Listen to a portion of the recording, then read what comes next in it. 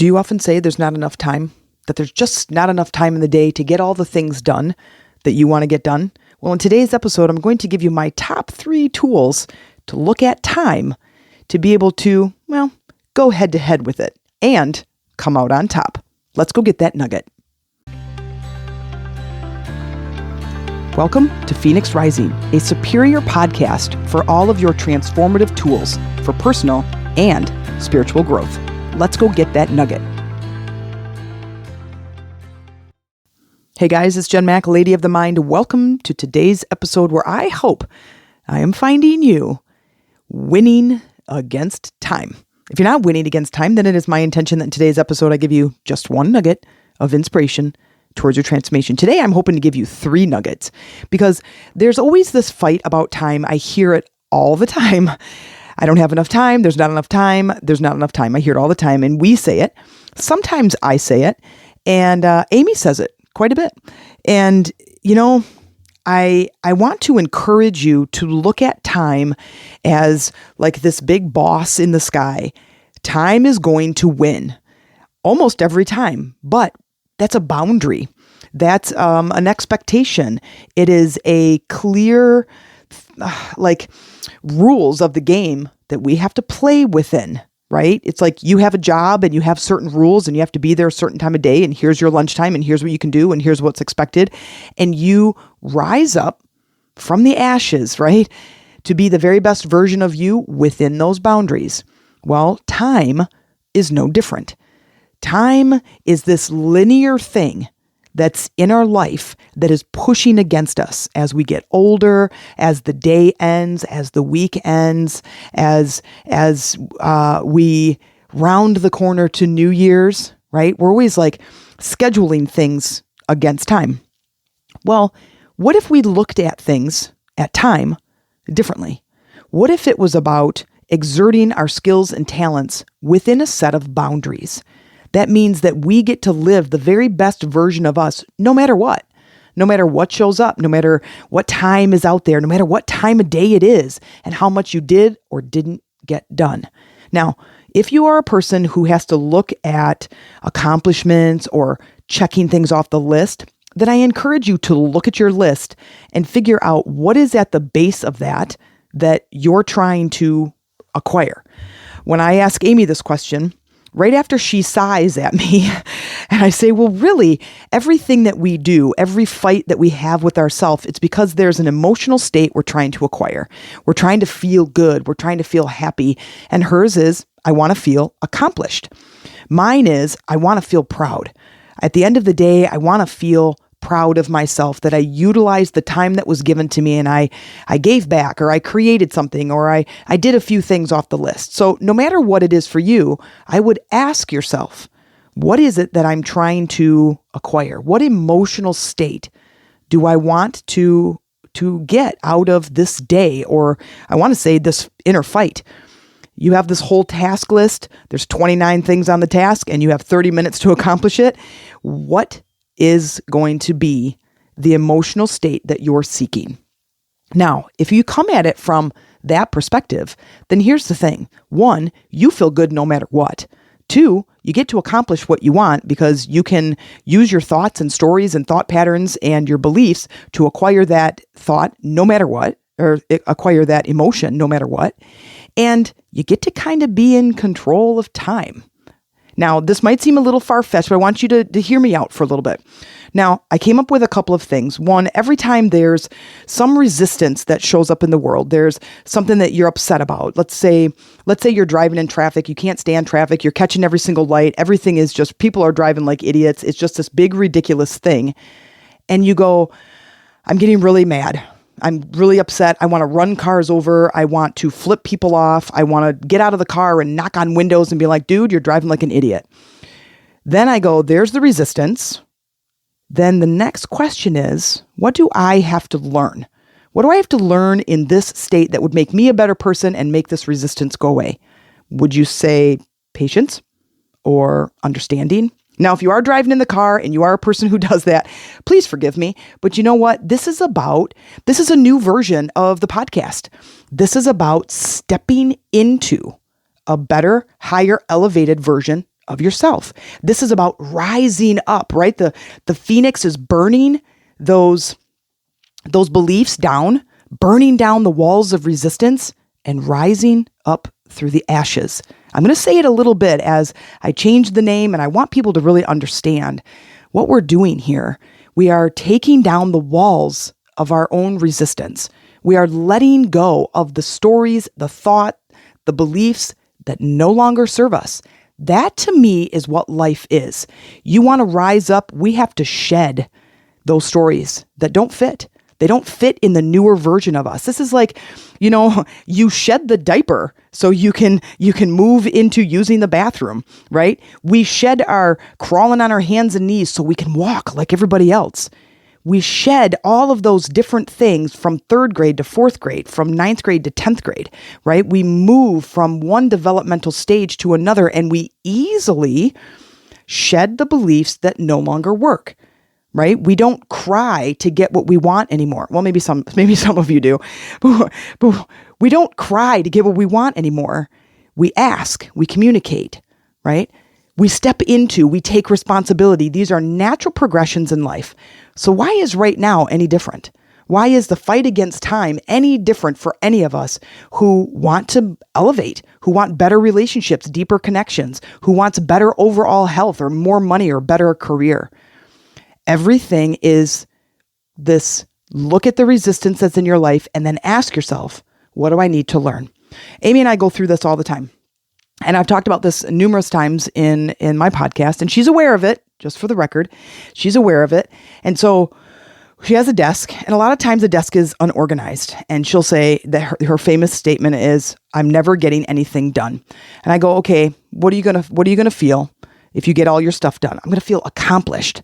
I'm going to feel proud. I'm going to feel excited. I'm going to feel like I can relax. And I go, okay, so if you are pushing against time right now, does that feel good? There's always a phrase that she says, I think she gets it from her family, is nothing like going fast to slow you down.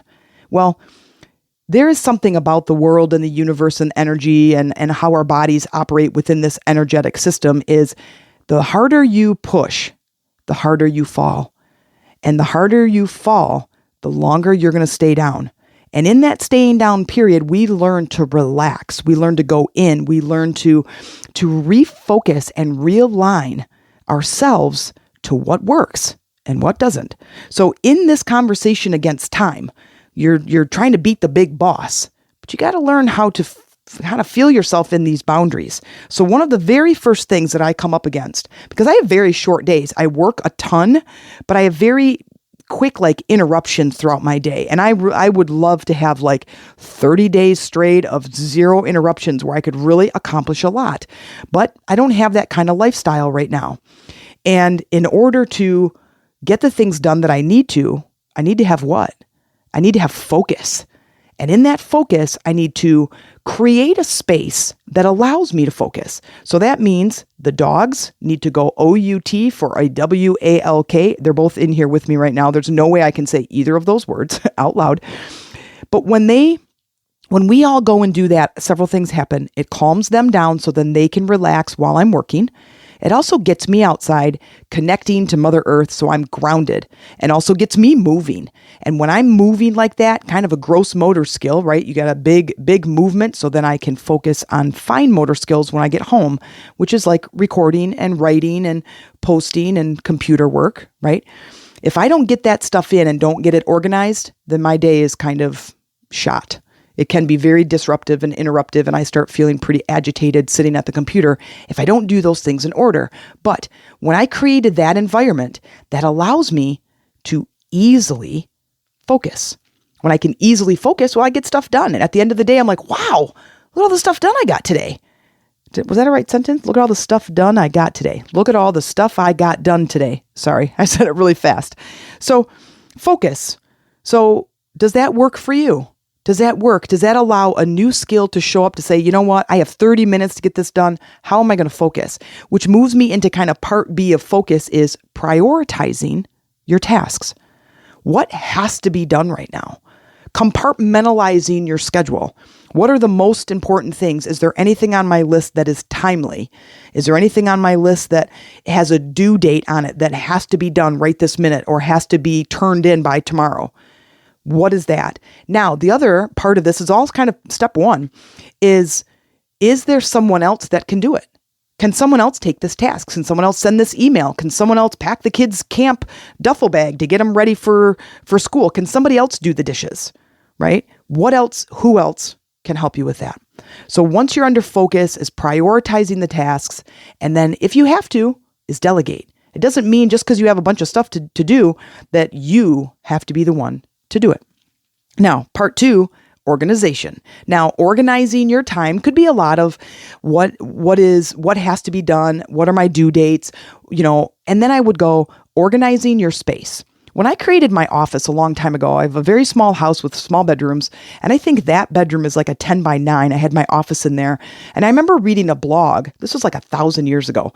I remember reading a blog that says if you're trying to turn a room into a productive room, then ask these questions about the use of the room. And it was, how is this room going to be used? List all of those reasons. How are all those uses?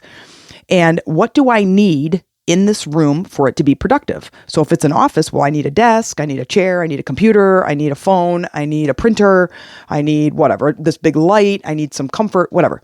And so then you bring all of those things in. But this is about organizing your space and organizing your time. Now, to me, those things go hand in hand. For me, recording, today I'm standing up in my living room and recording, but mostly as it gets warmer in northern Michigan, I record downstairs where I created another makeshift office / library, and I record downstairs. Well, it's a different environment.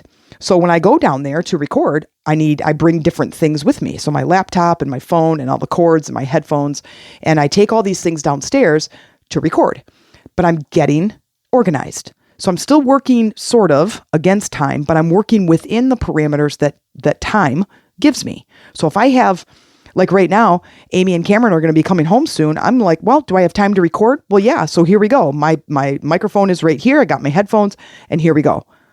And I'm organized. I'm organizing my time and I'm going to record a quick podcast. And this is what we're going to talk about today is time because it was perfect.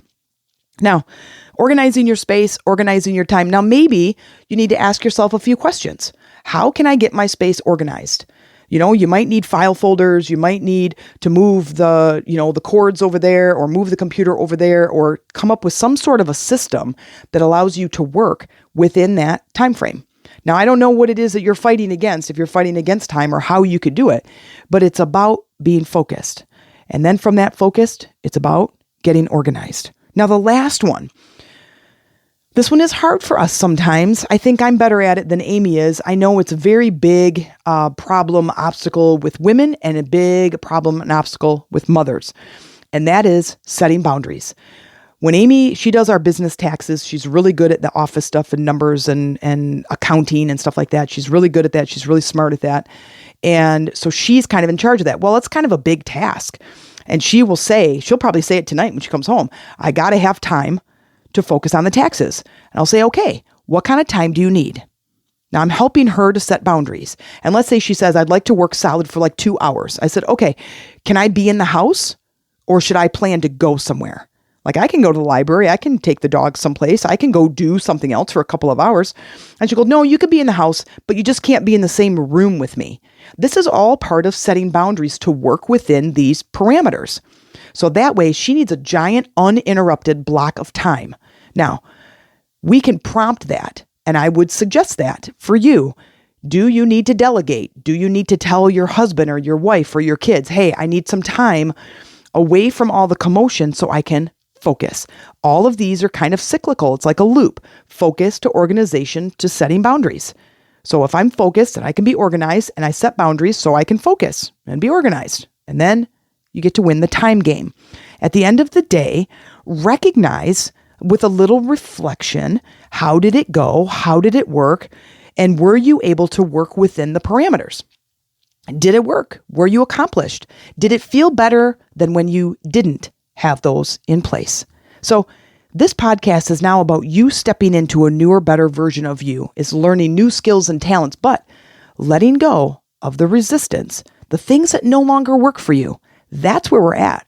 I hope that this podcast finds you well. And if you're not a part of my Facebook group, please come over to Lady Rising. Let us know how this podcast landed.